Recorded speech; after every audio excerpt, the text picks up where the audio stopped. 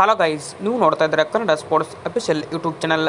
17ನೇ ಆವೃತ್ತಿಯ IPLನಲ್ಲಿ ಒಟ್ಟು ಕರ್ನಾಟಕದ ಆಟಗಾರರು ವಿವಿಧ ತಂಡಗಳಲ್ಲಿ ಸ್ಥಾನ ಪಡೆದಿದ್ದರು. ಅದರಲ್ಲಿ 9 ಆಟಗಾರರಿಗೆ ಮಾತ್ರ ತಂಡದಲ್ಲಿ ಆಡುವ ಅವಕಾಶ ಸಿಕ್ಕಿತ್ತು.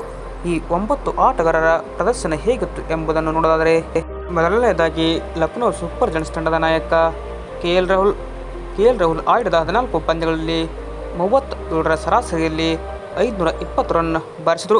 ಇದರ ತಂಡವನ್ನು ಪ್ಲೇ ಆಫ್ಗೆ ಕೊಂಡೊಯ್ಯುವಲ್ಲಿ ಕೂಡ ಅವರು ವಿಫಲರಾದರು. ಎರಡನೆಯದಾಗಿ, ಈ ಹಿಂದೆ ಸನ್ರೈಸರ್ಸ್ ಹೈದರಾಬಾದ್ ತಂಡದ ನಾಯಕರಾಗಿದ್ದಂತಹ ಮಯಾಂಕ್ ಅಗರ್ವಾಲ್ ಅವರಿಗೆ ಈ ಬಾರಿಯ IPLನಲ್ಲಿ ಆಡಲು ಹೆಚ್ಚು ಅವಕಾಶ ಕೂಡ ಸಿಗಲಿಲ್ಲ.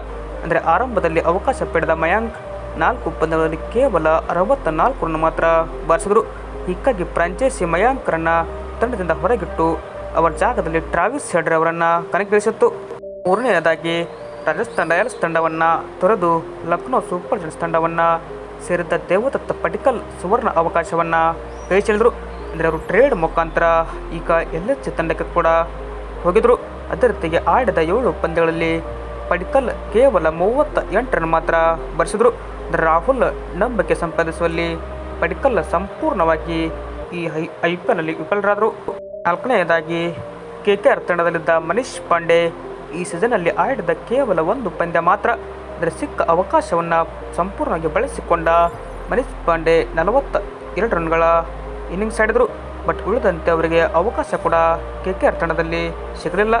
ಐದನೆಯದಾಗಿ, ಗುಜರಾತ್ ಟೈಟನ್ಸ್ ತಂಡದಲ್ಲಿದ್ದ ಅಂದರೆ ಕಳೆದ ಬಾರಿ ಗೇಮ್ ಪಿನ್ಸರ್ ಆಗಿ ಕಾಣಿಸಿಕೊಂಡಿದ್ದ ಅಭಿನವ್ ಮನೋಹರ್ ಕೂಡ ಈ ಆವೃತ್ತಿಯಲ್ಲಿ ಹೆಚ್ಚಿನ ಅವಕಾಶಗಳು ಕೂಡ ಇವರಿಗೆ ಸಿಗಲಿಲ್ಲ. ಅಂದರೆ ಕೇವಲ 2 ಪಂದ್ಯದಲ್ಲಿ ಗಳಿಸಿದ್ದು 9 ರನ್ ಮಾತ್ರ. ಹೀಗಾಗಿ ಅವರು ಪ್ಲೇಯಿಂಗ್ ಗೆಲುವಿನಿಂದ ಕೂಡ ಫ್ರಾಂಚೈಸಿ ಕೈಬಿಟ್ಟಿತ್ತು. ಆರನೆಯದಾಗಿ, ಗುಜರಾತ್ ತಂಡದ ಪರ ಆಡಿದ್ದ ಮತ್ತೊಬ್ಬ ಕನ್ನಡಿಗ ಎಂದರೆ ಅದು BR ಶರತ್.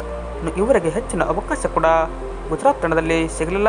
ಆಡಿದ ಏಕೈಕ ಪಂದ್ಯದಲ್ಲಿ 1 ರನ್ ಮಾತ್ರ ಇವರು ಕಲೆ ಹಾಕಿದರು.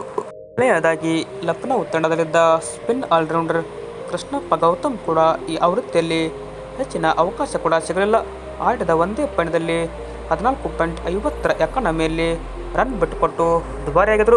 ಹೀಗಾಗಿ ತಂಡ ಏನಪ್ಪ ಅಂದರೆ ಇವರನ್ನು ಮುಂದೆ ಪ್ಲೇಗಳನ್ನು ಕೂಡ ಕಣಕ್ಕಿಳಿಸಲಿಲ್ಲ.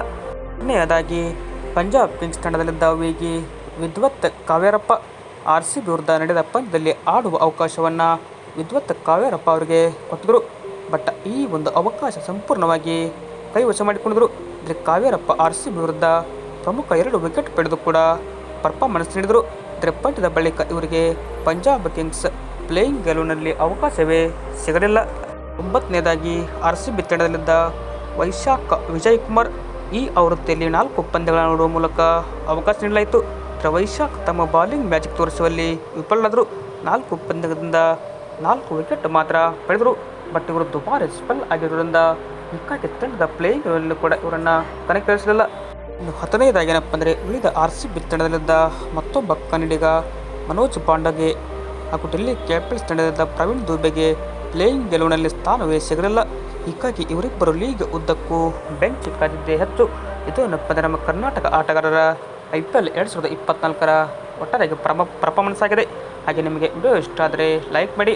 ಹಾಗೆ ಈ ಒಂದು ಕರ್ನಾಟಕದ ಆಟಗಾರರಲ್ಲಿ ನಿಮ್ಮ ಆಟಗಾರ ಅಂದರೆ ನಿಮ್ಮ ಫೇವ್ರೆಟ್ ಆಟಗಾರ ಯಾರು ಅಂತ ಕಮೆಂಟ್ ಬಾಕ್ಸಲ್ಲಿ ತಿಳಿಸಿ. ಹೆಚ್ಚಿನ ಸ್ಪೋರ್ಟ್ಸ್ ಮಾಹಿತಿಗಾಗಿ ತಪ್ಪದೆ ನಮ್ಮ ಯೂಟ್ಯೂಬ್ ಚಾನಲ್ಗೆ ಸಬ್ಸ್ಕ್ರೈಬ್ ಆಗಿ. Thank you.